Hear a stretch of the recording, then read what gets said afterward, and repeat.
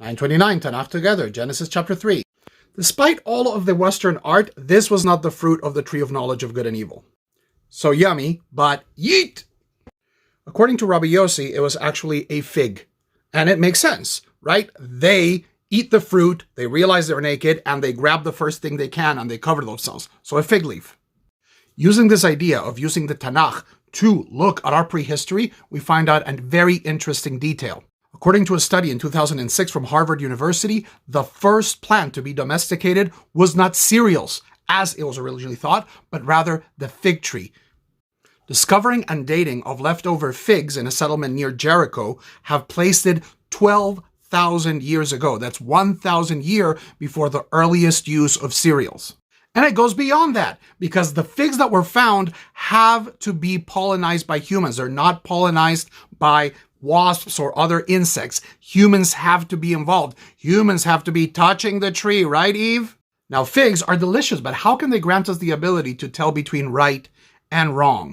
In the Guide of the Perplexed, the Rambam tells us that the eating of the fruit represents a going from the values of true and false to a value of good and bad. That is, from seeing the world in many ways as it is, to seeing the world to how I want to see the world. What is good for me? What is bad for me? The beginnings of agriculture, the figs gathered in the land of Israel in the Fertile Crescent, allowed for everything else. The discovery of writing and technology and all of the problems that it conveys. The curses received by Adam and Chava of having to work the land. That has been the common toil for the past 12,000 years for most of humanity. This constant struggle against nature that makes us believe that the land is somehow cursed because it will not do what we tell it to do.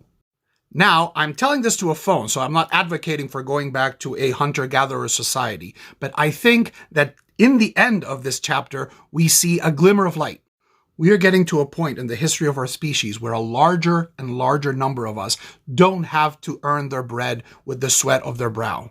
We are getting to a point in which childbirth does not need to be life-threatening or painful. In a way, by letting play out all the consequences of starting to gather this little fruit have allowed us to combat some of its more unsavory aspects.